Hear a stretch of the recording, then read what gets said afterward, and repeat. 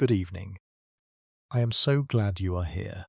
There is something about the week before Christmas, those strange, suspended days when the year seems to hold its breath, that I have always found rather extraordinary. The world slows down, or pretends to. People gather who have not seen one another since last summer, or longer. Old grievances soften under the pressure of enforced cheer. And underneath all of it, underneath the carols and the candles and the smell of wood smoke threading through cold air, there is something else, something quieter, the thing that nobody says aloud at the dinner table. I have been telling stories for a long time now, and I have noticed something rather consistent about the ones that stay with me. They are never really about the crime. They are about the secret that made the crime inevitable.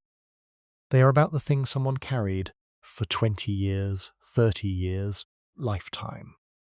The thing they thought they had buried so deeply that even they had forgotten its exact shape. And then one winter, quite suddenly, the ground shifts. The story I want to tell you tonight takes place at Christmas. In Wiltshire, in 1952, a house called Dunmorrow Hall, a name that sounds rather more romantic than the reality, which was a large, draughty Edwardian pile sitting in 40 acres of frozen farmland, staffed by people who had been there so long they had begun to resemble the furniture, a charity concert, 12 carol singers, and beginning on the first night of the concert, one by one, the singers start to die. Scotland Yard will call it the work of a lunatic. The newspapers will call it the Christmas Carol murders. People of the village will call it a curse. Miss Jane Marple, who was there only because she had promised Lady Dunmorrow she would come, and who very nearly telephoned to cancel on account of a cold that turned out to be nothing more than a mild inconvenience, will not call it any of those things. She will call it what it is, justice, something so close to justice that only a very careful eye could tell the difference. Settle in then, it is cold outside. There is no need to look at the clock. Let us begin. Part 1. The Partridge. The invitation had arrived in November, typed on stiff cream card, in the slightly uneven hand of a typewriter that badly needed a new ribbon. Miss Marple had read it twice before setting it down on the mantelpiece beside a small china dog and a letter from her nephew Raymond that she had not yet answered. Lady Constance Dunmorrow requested the pleasure of Miss Marple's company at Dunmorrow Hall, Wiltshire, for the annual Dunmorrow Christmas concert, a 3-night affair, the proceeds of which went to the children's ward at the county hospital, accommodation provided, excellent cook. A car could be sent. Miss Marple had known Constance Dunmorrow for 40 years, since they were both young women who read too many books and had strong opinions about embroidery. They had drifted apart in the way that people do, not through any quarrel, through the accumulating weight of ordinary life, and then drifted back together in old age, which was a thing that happened more often than people expected. She had not seen Constance in 4 years. She accepted. The car came on the 22nd of December, driven by a young man called Peters, who said very little, but drove very well.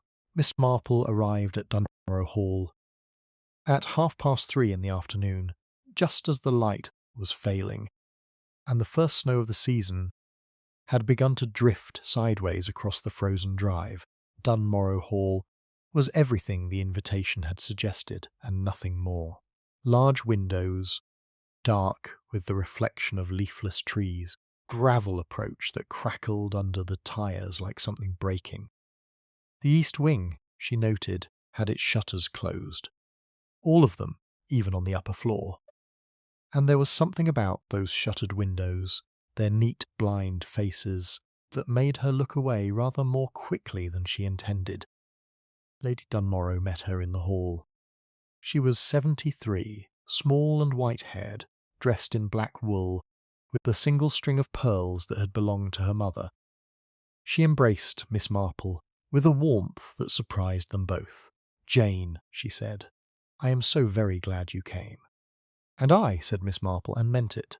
She was shown to a bedroom on the first floor, south-facing, warm, with a view over the kitchen garden, and, beyond that, the flat white fields stretching toward a line of dark elms. On the writing desk there was a printed programme for the three-night concert. Miss Marple read through it, with the quiet interest she brought to all printed matter, which was to say, a very great deal of interest indeed. The Dunmorrow Christmas Concert. A tradition begun in 1921 by the late Lord Dunmorrow, revived after the war in 1947 by his wife. 12 singers, all local, performing the carol known as the 12 Days of Christmas across 3 evenings. 4 verses on the first night, 4 on the second, 4 on the third, a small orchestra, a supper after each performance. Tickets sold to the public, with all proceeds to the hospital. She noted the names of the 12 singers. She did not know any of them. She set the programme down. That evening she dined with Lady Dunmorrow, Viola Henchard, the estate secretary, a thin, precise woman of 50, with close-cut grey hair, and an air of someone who had been managing things for so long that she had stopped noticing whether anyone thanked her, and with the Reverend Aldous Fitch, who directed the choir, and who was, Miss Marple noticed at once, quite extraordinarily nervous for a man attending an event he had presumably been attending for years.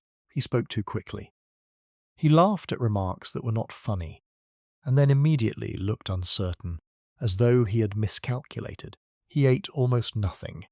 When Lady Dunmorrow mentioned the east wing, only in passing, remarking that the heating on that side of the house had not been reliable since September.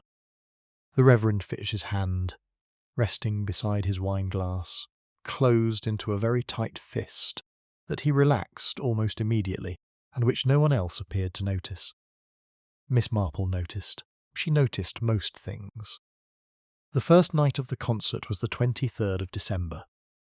The hall was open to the public.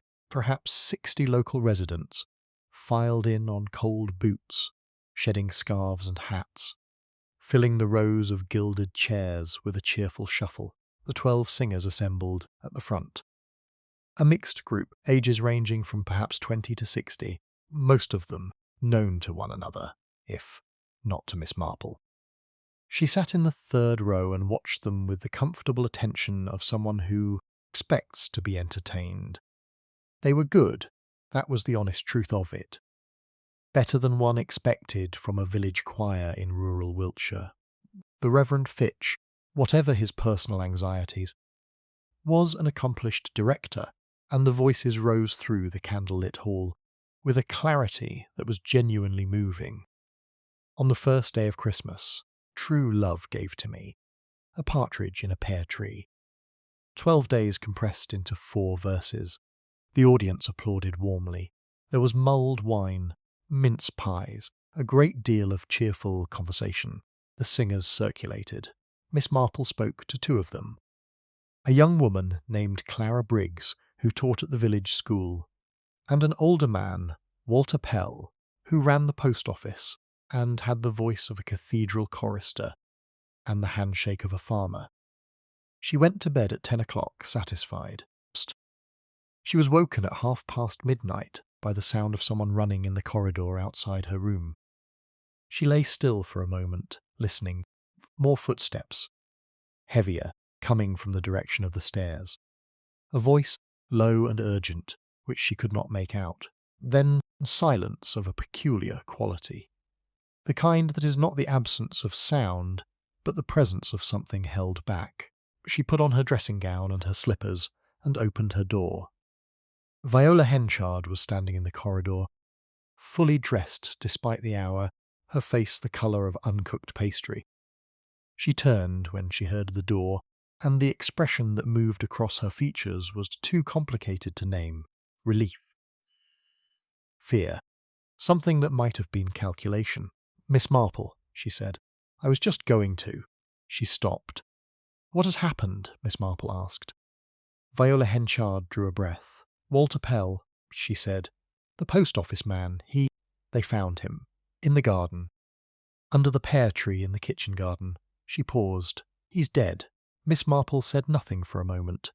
She was looking at Viola Henchard's shoes. They were quite dry. "When did it snow?" Miss Marple asked. "About 9 o'clock," said Viola. "And you came from? Which direction?" Viola blinked. "I'm sorry?" "Nothing," said Miss Marple pleasantly. "Only thinking aloud. How very dreadful. Shall we go down?" They found Walter Pell lying on his back in the kitchen garden, 4 inches of fresh snow, beneath the only pear tree on the property. He wore his concert clothes still. The dark jacket, the white shirt. There was no mark of violence that was immediately apparent. His face was calm. In his left hand, loosely curled as though he had been handed it, and then forgotten to hold on, there was a single feather, brown and gold, soft as down, from a bird that was not a pheasant and not a sparrow. Miss Marple stood at the edge of the scene and looked at it very carefully for a long time. She looked at the feather. She looked at the footprints in the snow. There were many confused, from the people who had found him and crowded around. But she noted the way certain of them seemed to originate from the direction of the east wing, which had its shutters closed, and whose door she noticed now for the first time was standing slightly ajar. She did not say anything about this to anyone. Not yet. Detective Inspector Bracewell arrived from London on the morning of the 24th, announced by telephone at 7 a.m, and present in person by 11, which Miss Marple thought showed admirable speed given the state of the roads. He was a capable-looking man of 50, efficient, confident, in the easy manner of someone who had solved a great many crimes and expected to solve this one in the same fashion.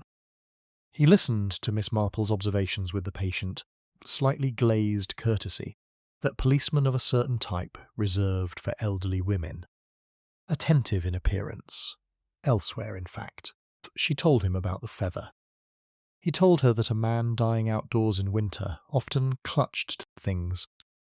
She told him about the east wing door. He told her it had probably not been properly latched for years. She told him that the footprints from that direction appeared to predate the discovery of the body. He thanked her very warmly and went to interview the Reverend Fitch. Miss Marple returned to her room. She sat by the window and looked out at the kitchen garden, where Walter Pell had been, and was no longer. She picked up the concert programme and read through the names of the remaining 11 singers. She thought about Walter Pell's hand. She thought about the way it had been placed, not dropped, not clenched, in the way of a man fighting, but positioned, arranged, feather tucked into the fingers like a bookmark in a page. A message, she thought. Not to the police, not to Bracewell, who would not read it, message to someone who already knew the language. She looked at the pear tree. She thought about the carol. A partridge in a pear tree. First verse, the first day. She put the programme down. She folded her hands. She began, in the methodical and unhurried way that had served her well for a great many years, to think. Part 2, 2 turtle doves, Christmas Eve at Dunmorrow Hall, was the kind of day that could not decide what it wanted to be. Snow, then pale winter sunlight, then a low grey sky that pressed down on the landscape like a held breath. Lady Dunmorrow had asked, very quietly, whether the second night of the concert should proceed. Detective Inspector Bracewell had said yes, firmly. He did not want the household disrupted. Besides, he had a theory about a stranger and a grudge, and he wanted everyone to stay exactly where they were. Miss Marple thought his theory was wrong. She thought this with the mild, tolerant sadness of someone watching a person walk confidently in the wrong direction. She spent the morning in the library.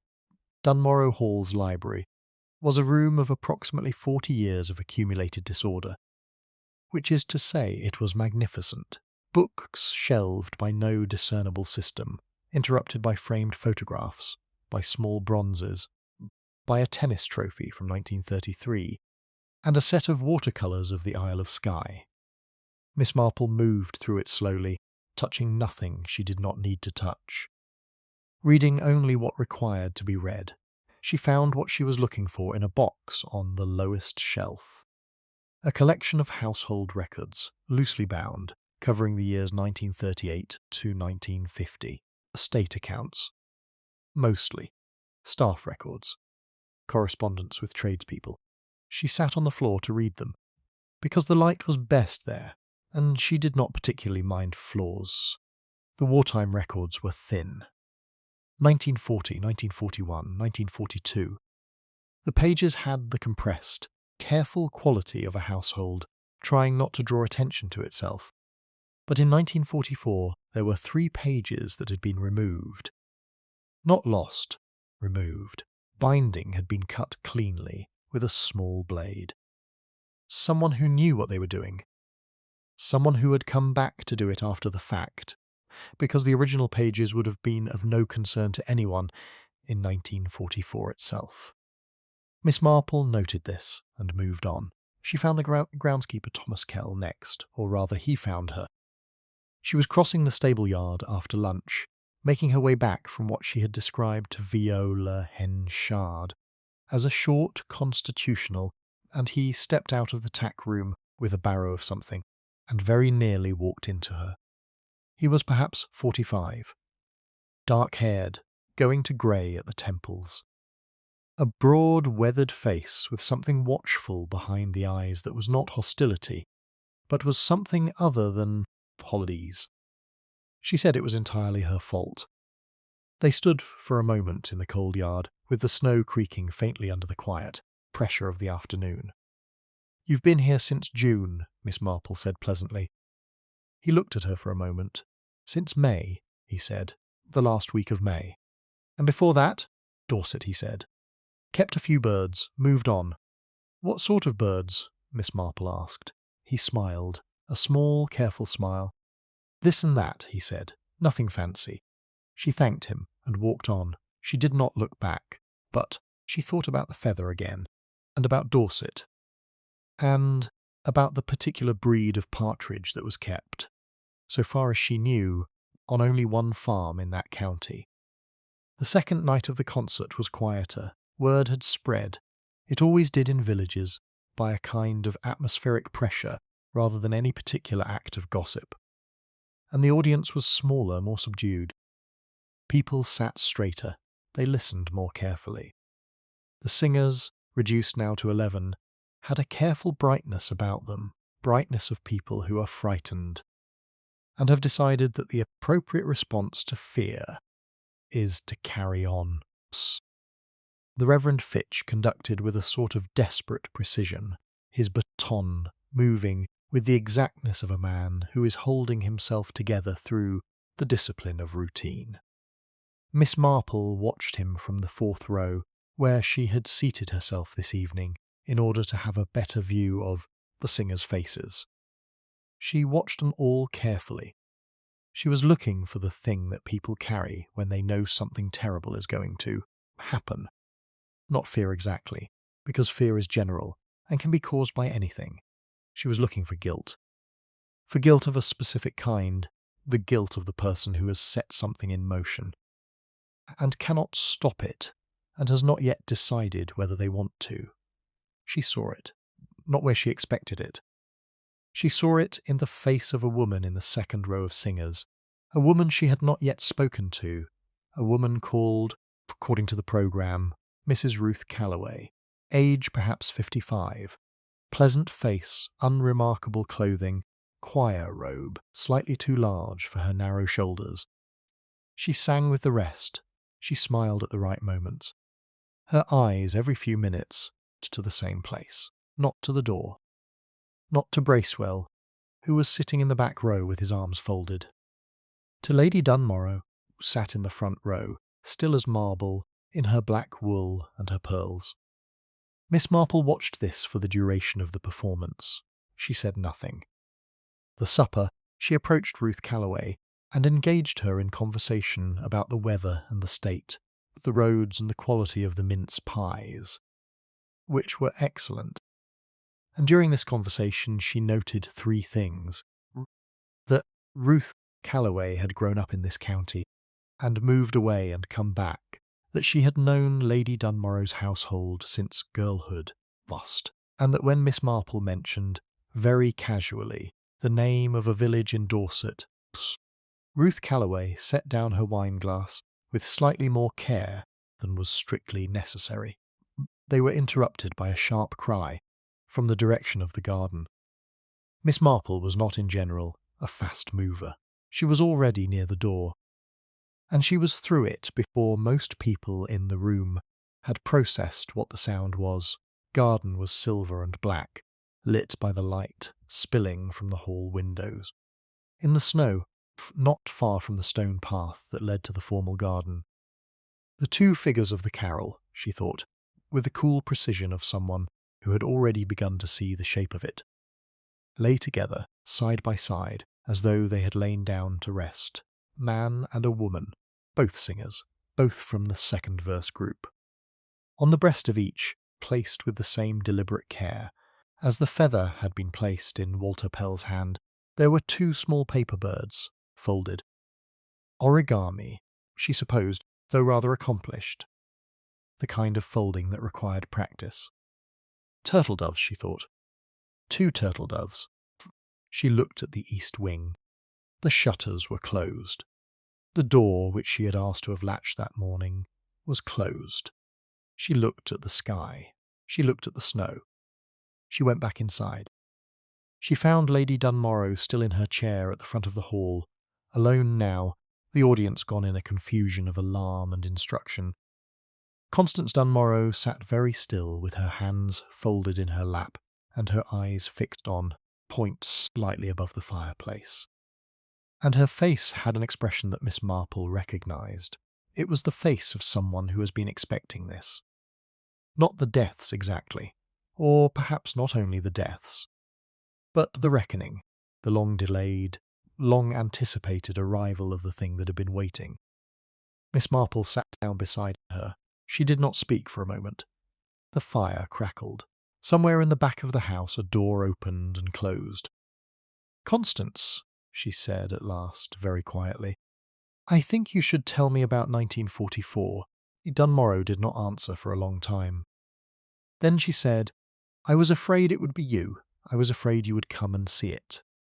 "Yes," said Miss Marple. "I imagine you were." "I didn't know," Constance said, "at the time. I want you to understand that. I didn't know what they had done. But you found out later." "Yes, and you said nothing." The fire crackled. Lady Dunmorrow closed her eyes. "No," she said, "I said nothing." Part 3. The Ledger and the Lock. Miss Marple slept very little that night. This was not unusual for her when a problem had properly taken hold. There was a particular quality to the kind of sleeplessness that accompanied genuine mental effort, which was entirely different from the ordinary sleeplessness of worry or indigestion, and which she had long ago made her peace. She lay in the dark and thought methodically and without hurry, and by the time the grey December dawn began to press at the curtains she had arranged a considerable amount of material into a form that was beginning to look like an explanation. The 3 pages cut from the household record, partridge feather from a Dorset farm. Thomas Kell, who had arrived in May from Dorset and kept birds, the origami turtle doves, made with precision, with practice, with the hands of someone who had learned to do something repeatedly over a long period of time, perhaps, in a place where one had a great deal of time and very little else. Walter Pell, the post office man, been in the village since before the war. And the east wing, with its shuttered windows and its cut ledger, and the door that kept finding itself ajar. She rose at 6 and dressed and went downstairs. The house was still and cold. She made her way to the kitchen, where a young woman called Agnes was building up the range fire, and Agnes, to her credit, showed no particular, surprise at finding an elderly guest in her kitchen at 6 in the morning, and made tea with the philosophical calm of someone who had learned not to be surprised by the behaviour of house guests. Miss Marple drank her tea and thought about the East Wing. 6:30 she went to find it. The East Wing was separated from the main house by a short corridor that smelled of cold plaster and old wood. The door at the end of this corridor was locked, or had been locked, until fairly recently, because the lock was the kind that could be worked from inside with a key that was left in it. The key was there. Miss Marple turned it and went through. The East Wing had not been in use since the war. That much was apparent immediately. The smell of a room that has been closed for a decade is quite distinct. A compound of dust and something older, something that has settled into the walls and the boards and the curtains and cannot be aired out by opening a window once or twice. There were sheet-covered shapes that were furniture. A hat stand. A mirror, also sheeted. She went through the first room without stopping. The second room stopped her. It was smaller than the first, a study, by the looks of it. Or had been there was a desk, uncovered, which struck her immediately as wrong. Everything else in this wing wore its sheet.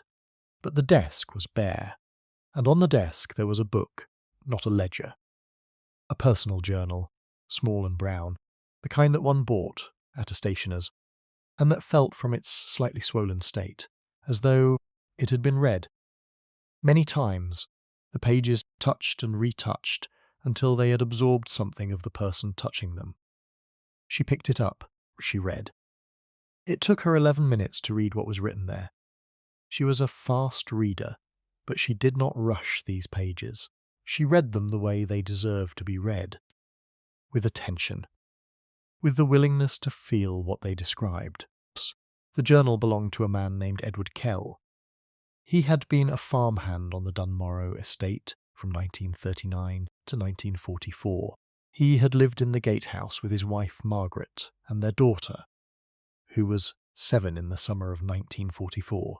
He wrote about the estate with affection, the work, the seasons, the slow, predictable rhythm of farming life during wartime, when everything was short, and the days were longer than they should have been, and the ordinary thing of getting up and feeding the chickens felt, on certain mornings, like a small defiance. In the summer of 1944, he wrote about something that was happening to the farm's financial records, the estate accounts. Numbers that did not add up, materials that had been recorded as purchased and were not present, money moving in a direction that it should not have been moving. He was not an educated man. He wrote plainly, without the vocabulary for what he was describing. But it was clear enough. The last entry was dated the 3rd of October, 1944. It said, simply, I have told Pell and Fitch and the others what I found. They say I am mistaken. They say I should leave it alone. But I have written it all down, and I am going to give it to the magistrate. Margaret is frightened. I told her there is nothing to be frightened of. A man who tells the truth has nothing to fear. The pages after this was blank. Miss Marple put the journal down. She stood in the cold study and looked out through the gaps in the shutters at the kitchen garden, white and still, and she thought about Edward Kell, who had told the truth in 1944 and had disappeared from the household records shortly after, whose name did not appear in the estate accounts after October of that year, whose son, Thomas Kell, who had arrived from Dorset in May and who kept birds, had come back. She thought about the others, about Walter Pell, who ran the post office, about the Reverend Fitch, who directed the choir, about the other singers, the ones who had been here then, who were here now, singing the same carols in the same hall. She thought, they told him he was mistaken. They told him to leave it alone. Something had happened to Edward Kell in the autumn of 1944. Something that his son had spent 8 years trying to understand. And then she thought something else. She thought Thomas Kell came in May. The deaths began in December, which meant that either Thomas Kell had been waiting, had been watching, learning, preparing, or that someone else had acted first. She was still standing at the desk when the sound reached her, faint, muffled by walls and distance, but unmistakable. A scream, then the rapid, determined footsteps of someone running. Miss Marple picked up the journal, tucked it under her arm, and went to find out what had happened. The third victim was Arthur Griggs, a retired school teacher who sang baritone. He was found in the stable yard at 7:15 in the morning, slumped against the mounting block, in a posture that suggested he had sat down and simply not risen again. At his feet, arranged in a neat row, 3 of them small and careful, were 3 paper chickens, each one folded from the same quality of paper as the turtle doves, 3 French hens. Bracewell arrived in the stable yard at 7:30, with the look of a man who has revised his theory once already, and does not wish to revise it again. He looked at the paper chickens. He looked at Miss Marple, who was already there, having been first on the scene. He said, the controlled irritation of a man who suspects he is behind, "Do you have something to tell me?" "Several things," said Miss Marple. "Shall we go inside?" She told him about the journal. She told him about the 3 missing pages and the east wing door. She told him about Thomas Kell and the Partridge Farm in Dorset, and the timing of his arrival at Dunmorrow Hall. She did not tell him what she suspected about the second killer.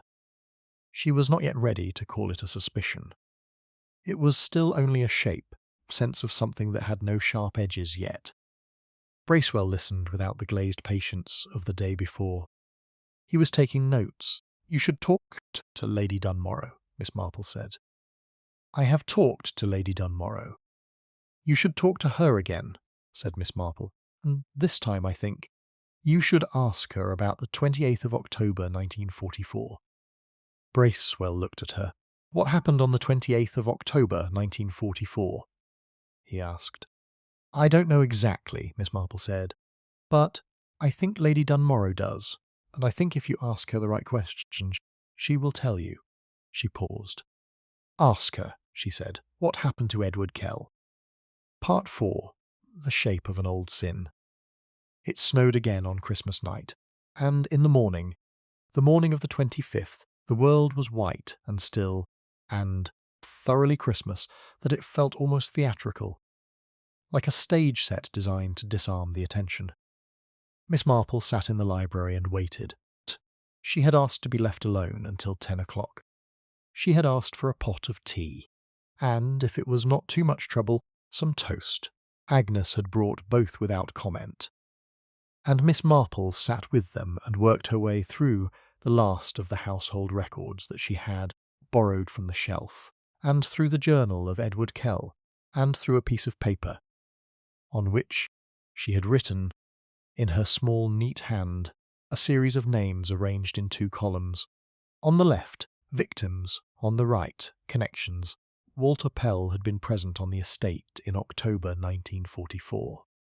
He ran the post office, which meant he controlled what correspondence came and went from the village. A man who had written a letter to the magistrate, whose letter never arrived. One might reasonably wonder how that had happened. Arthur Griggs, the schoolteacher, had been on the parish council in 1944. He would have been the first person a local magistrate might have consulted about a complaint from an estate, farmhand, the informal channel, the quiet word over a fence before anything official. The others, there were 9 remaining singers, she was still working through. Not all of them had been in the village in 1944. The younger ones could not have been. But several had family connections she was still tracing, names that appeared in the margins of the records in ways that might mean nothing or might mean everything. At 9:10, the door opened and Ruth Calloway came in. She closed the door behind her She stood for a moment, looking at the piece of paper on the table. She could not have read it from where she stood. She seemed to know what it was. And then she sat down across from Miss Marple, with the deliberate composure of a woman who has rehearsed this conversation in her own head many times. She said it was not a question. A good deal of it, Miss Marple agreed. Not all. I would like to hear the rest from you, if you are willing.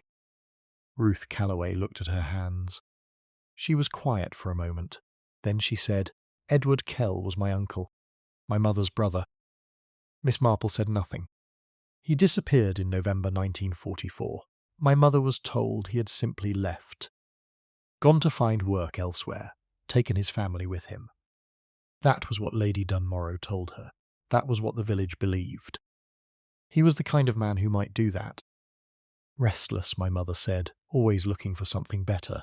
She paused. She always believed it. She believed it until she died. But you didn't, said Miss Marple. I found a letter, Ruth Calloway said, in my mother's things after she died. 12 years ago. A letter from Margaret Kell, Edward's wife, written from Dorset, dated January 1945. It said very little. It said they had been asked to leave. It said Edward had been told that if he continued to make accusations he would be arrested, hossed. That there were people who would testify against him, who would say things about him that would make it impossible for him to find work anywhere in the county. It said Margaret was afraid. She looked up. There was a child, Thomas. He was 8. Miss Marple nodded slowly. And the people who would testify against him, said Miss Marple. The people who pressured him to leave. They were the singers. Ruth Calloway's jaw tightened. Some of them, not all. Some were just. They were people who went along with what they were told. Walter Pell stopped his letter. Griggs told the magistrate there was nothing to it. The Reverend Fitch told Edward from the pulpit, without naming him, accusation was a sin against the community. She stopped. You understand?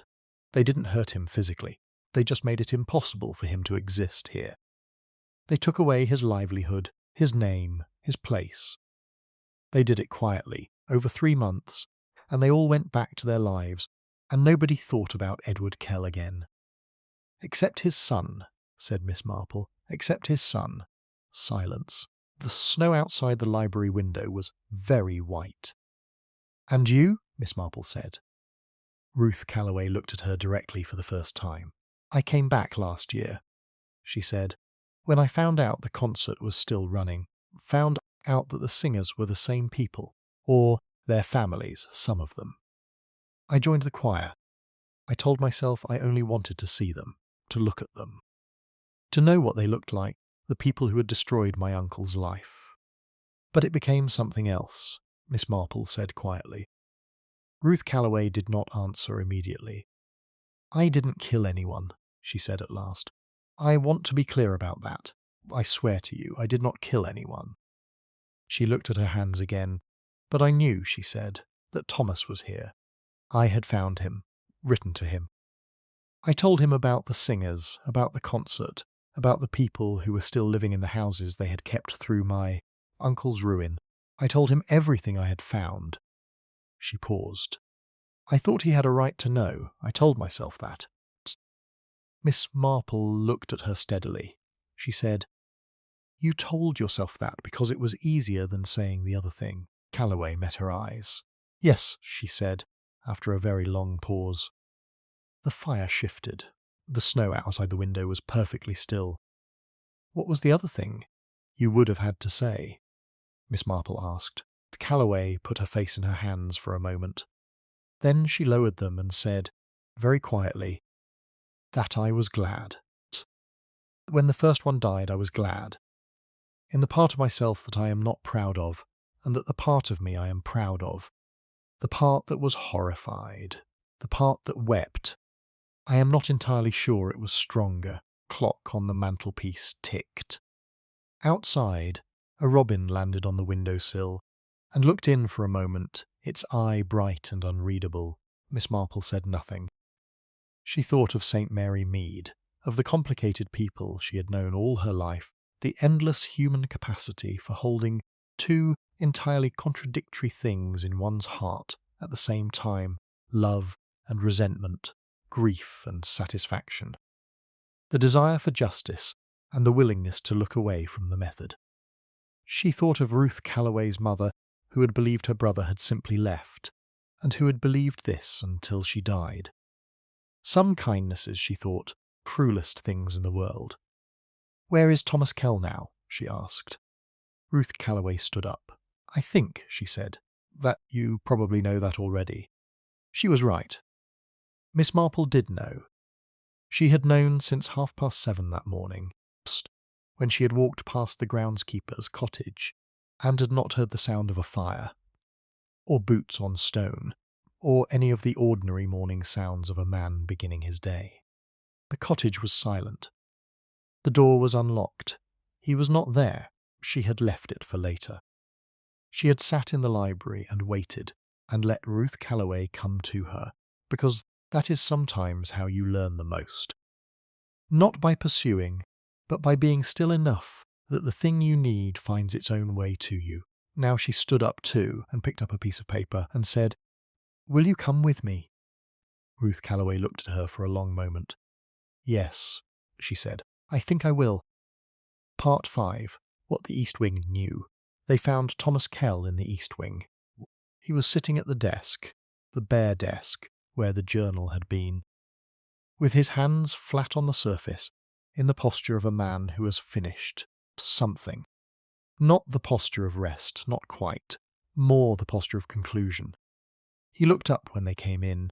His face had an expression that Miss Marple associated with a very particular state, the state of someone who is past the point of deception, and has not yet decided what comes next. He was not surprised to see them. He was, perhaps, surprised to see Ruth Calloway. His eyes moved to her and something shifted in them. Not quite warmth, not quite accusation. "They told you," he said. "She came to tell me herself," said Miss Marple. "May I sit down?" He gestured to the second chair. Miss Marple sat. Calloway remained standing near the door. The East Wing study was very quiet. The shutters kept the light muffled and grey. The room had a quality of suspension about it, as though it had been holding this moment for a long time, and was now, finally, releasing it. "Father's journal was on this desk," Miss Marple said. "You placed it there." "It belonged here," Thomas Kell said. "He sat at this desk. He wrote in this room. He trusted someone in this house enough to leave it here, I think, when they made him go. He thought someone would read it." "Someone did," said Miss Marple. He looked at her. "Not for 50 years. "No," she agreed. "Not for 50 years. That is a long time to wait for a story to be heard." He said nothing. He looked at his hands on the desk. Miss Marple said, "You did not come here in December. You came in May." "I have been thinking about what you did between May and December, Thomas. 7 months is a long time. What were you doing?" He took a long breath. "Learning," he said, "finding out who was who, which of the singers had been here then. Which families? Who had known my father, who had been part of what happened to him." He paused, wanted to be sure. "And then? And then I found the ledger, or what was left of it. Pages that had been cut were in the desk drawer. Someone had cut them out and kept them, which is a strange thing to do, isn't it? Unless you wanted to be able to read them again. To remind yourself." "Lady Dunmorrow," Miss Marple said. He nodded. "I think so.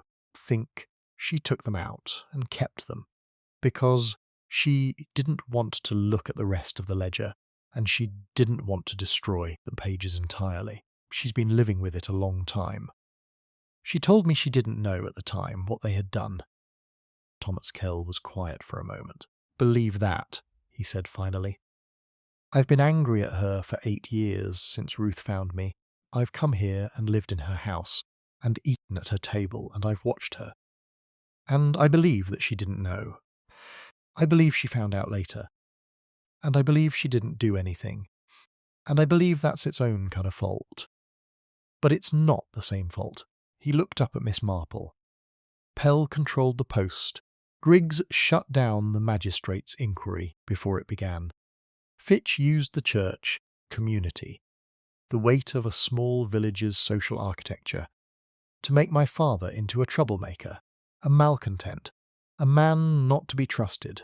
They didn't lay hands on him. They destroyed him by consensus. And my father was a man who believed in doing things the right way, and they used that against him. They knew he wouldn't fight dirty, so they did. His voice was controlled.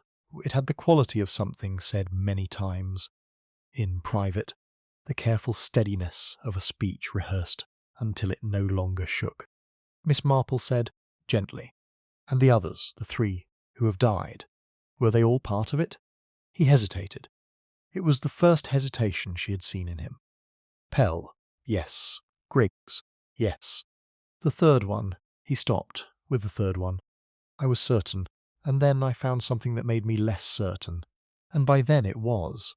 He stopped again. He looked at the wall. I need you to know that I knew I might be wrong before it happened. I need that to be understood. Silence. Fell.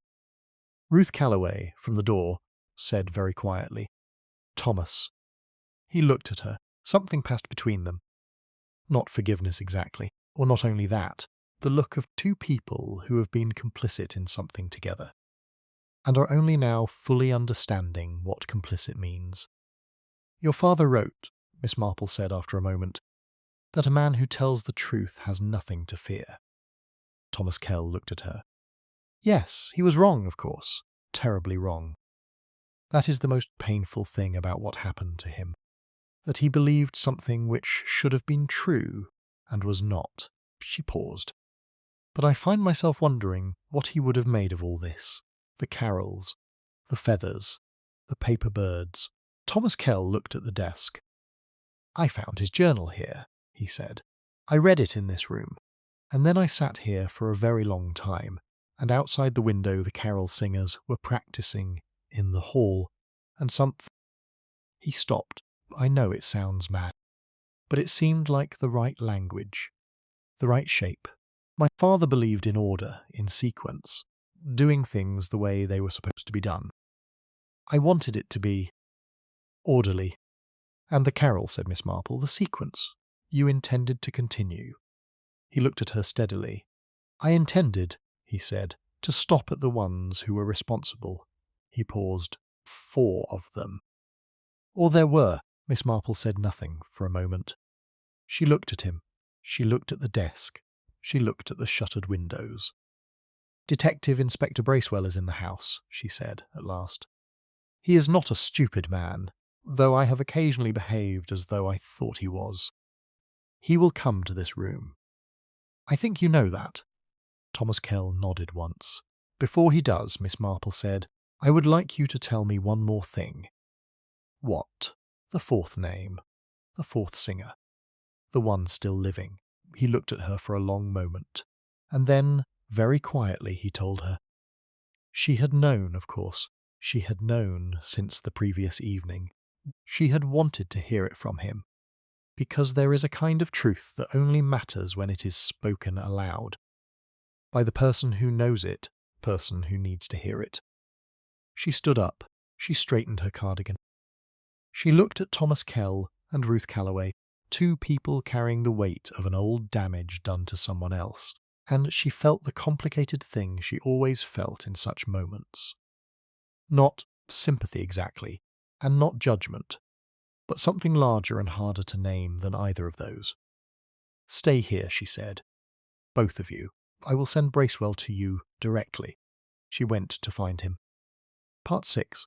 Christmas morning. The parlour at Dunmorrow Hall was a room that had seen a great many Christmases. The walls had that particular quality that comes from decades of fires and warmth and human occasion, a deep, absorbed richness, as though the wood and the plaster had taken in something of every celebration ever held within them. On the mantelpiece there were candles and a sprig of holly, and a small wooden nativity that Lady Dunmorrow's mother had brought from Salzburg in 1901. and that had survived 2 wars without losing a single painted figure. Miss Marple stood at the window for a long time before anyone else came down. She had not slept at all. She did not feel the lack of it particularly. There was a kind of clarity that came with the exhaustion of a night spent thinking, a sharpness of outline, a stillness behind the eyes that she had come to associate with the particular moment when a case moved from complexity to resolution. She thought about Edward Kell, who had trusted in decency and had been betrayed by the organised cowardice of people who had more to lose. She thought about his wife, Margaret, writing that letter from Dorset in January 1945, frightened, reduced, beginning the long diminishment of a life interrupted. She thought about Thomas, 8 years old, carried away from the only home he had known. She thought about the carol, which was a simple and rather cheerful song, and about the strange cold beauty of it, reimagined as the architecture of retribution. She thought about Constance Dunmorrow, who had known what she knew, and had not spoken for 50 years. That was the thing that sat most uneasily in her, not the murders.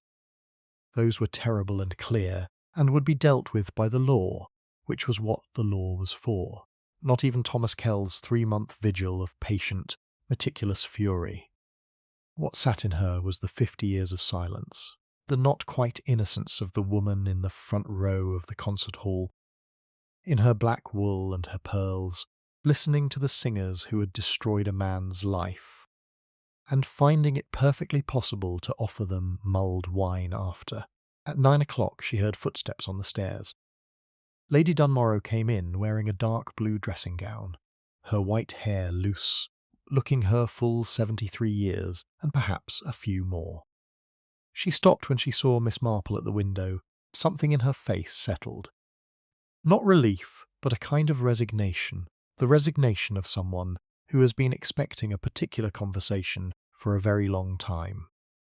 She went to her chair by the fire and sat down. She did not speak. Miss Marple turned from the window. She sat in the chair across from her. For a moment neither of them said anything. Fire crackled, and somewhere distantly in the house a door opened, and the sound of footsteps.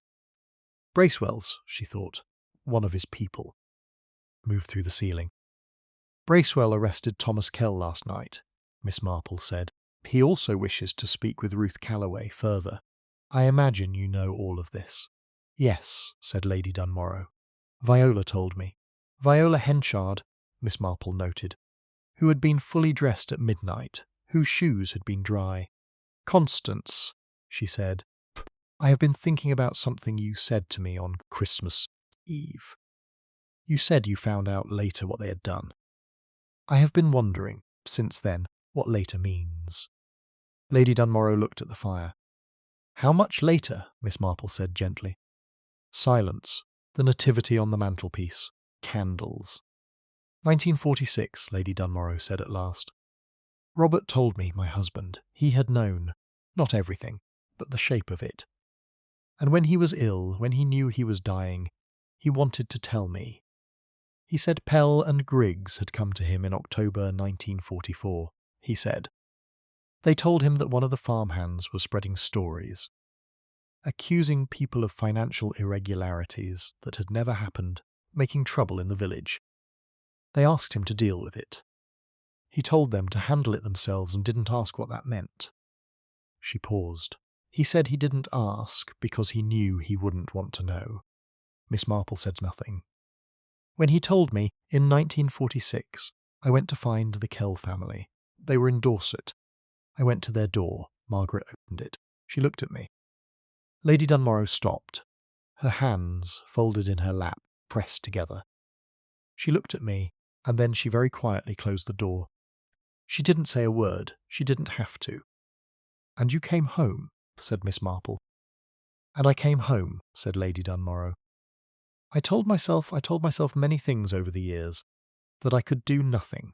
To expose it would destroy Robert's name, that the Kells were surviving, that Thomas was young and would not remember. That time makes things smaller. Her voice had become very dry. "It doesn't, does it?" she said. "No," said Miss Marple. "It doesn't. Preserves things, mostly. In my experience, time has rather more in common with amber than with water." Lady Dunmorrow looked up at her. Her eyes were red, but she was not weeping. She was past that, Miss Marple thought. "I invited the singers every year," she said. "Every year, 50 years.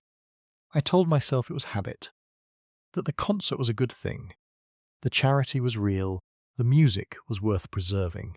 But I know that part of why I kept inviting them was—" She stopped. "Punishment," said Miss Marple very quietly. "You watched them, you knew what they had done, and you fed them, and you smiled at them, and you watched." Lady Dunmorrow closed her eyes. "Yes," she said, "I think so. It is a very poor substitute for justice. I know that." "It is not justice at all," Miss Marple said. "It is only the illusion of it. Watching someone live comfortably with their guilt is not the same as making them account for it. It only punishes you." They sat together for a while. The fire burned lower. In the garden the snow was still and complete and absolutely silent. At 11 o'clock, when Bracewell came to find Miss Marple, she was still in the parlour. She told him everything she had learned about the fourth name, the last singer, the one who had been part of it, who was still living in the village, and who should be found and spoken to, carefully and properly, by someone with the authority to act. Bracewell listened. He made his notes. He looked at her with an expression that she recognised as the expression of a man who has been comprehensively outmanoeuvred, and has decided that the appropriate response is to behave as though this was the plan all along. She did not mind. She had no interest in credit.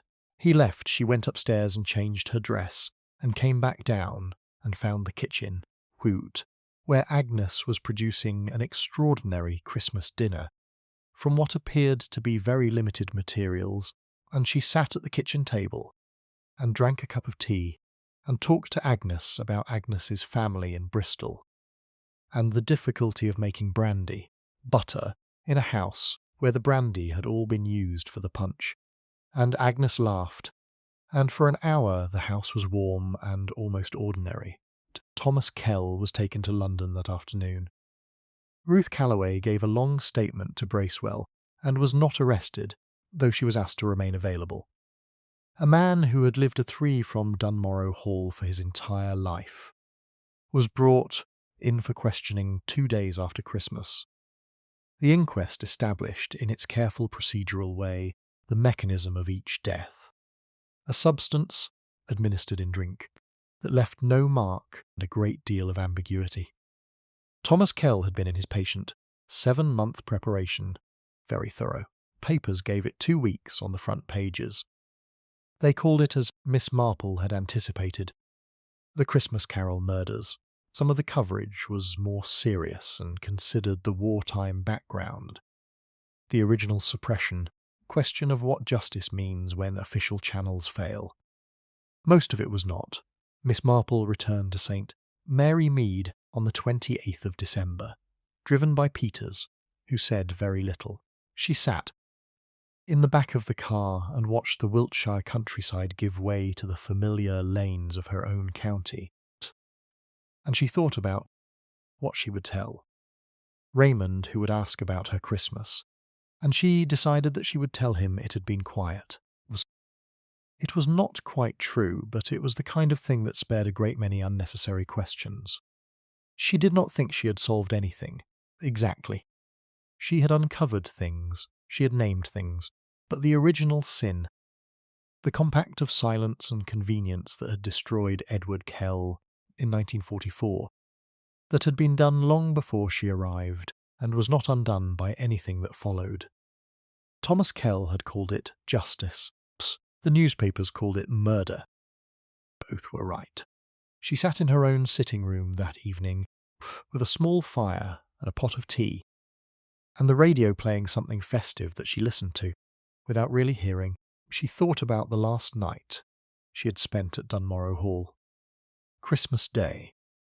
The house quieter than any Christmas house ought to be. Most of the guests gone, the staff moving softly through the rooms. She had gone just before Peters came to collect her to find Lady Dunmorrow. She had found her in the parlour again, where she had found her that morning. But this time Constance Dunmorrow was not sitting.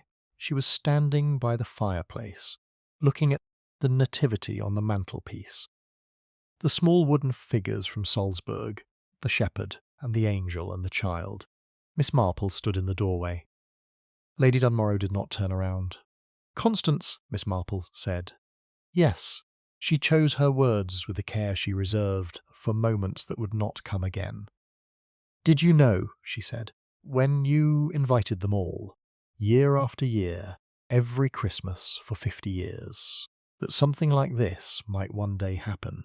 Did it cross your mind, even once, that the accounting would eventually come, that you couldn't simply keep watching forever?" The fire crackled. The small nativity figures stood in their ancient arrangement on the mantelpiece. Lady Dunmorrow did not answer for a very long time. She turned, finally, and looked at Miss Marple.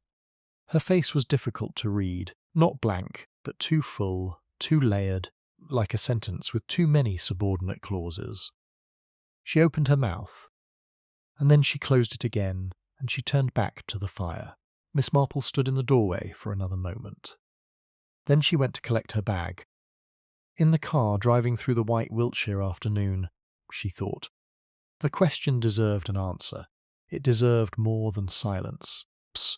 Silence was what Constance Dunmorrow had given the Kell family for 50 years. And perhaps it was the only language she had left. Some people carry their secrets like stones. They know the weight. They feel it always. It shapes the way they walk. And some people carry them like something half forgotten, a name they can no longer quite place. And some people carry them so long that the secret becomes part of them, indistinguishable from the person until the day someone asks the right question. And they discover they no longer know whether to speak or to remain silent, because they have, quite simply, forgotten the difference. She thought that Constance Dunmorrow had forgotten the difference. She thought that this was, in its own quiet way, its own kind of punishment, the kind that required no judge, no jury, no courtroom, the kind that simply goes on in St. Mary Mead.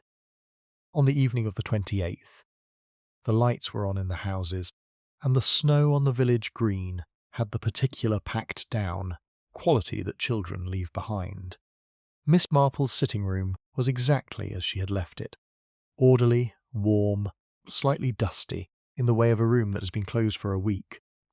She put the kettle on, she fed the cat who had been looked after by Mrs. Bantry's housekeeper, and who accepted her return with the magnificent indifference of a creature with no concept of absence. She sat in her chair and looked at the garden, which was dark and white. She thought about Edward Kell's last journal entry, written at a desk in the east wing of Dunmorrow Hall, who believed that truth was sufficient armour. A man who tells the truth has nothing to fear. She thought about his son, carried that sentence for 40 years before deciding that it was false. She thought about Ruth Calloway, who had given Thomas Kell the names, and called it information, and declined for as long as she could to call it what it was. She thought about Lady Dunmorrow, who had watched for 50 years and had not spoken, and who was now, presumably, sitting in her parlour in the old house, in the silence that was finally completely her own. The kettle boiled. She got up and made her tea. Outside, village was quiet. A light came on in the house across the road. Somewhere a dog barked once, and then was still. Miss Marple sat in her chair, her sitting room, in the village she had lived in all her life. And she thought about the things that people carry, and the things they put down, the long distance between those two acts, and how rarely, how very rarely, the distance is as great as it appears. She drank her tea, glad to be home. End.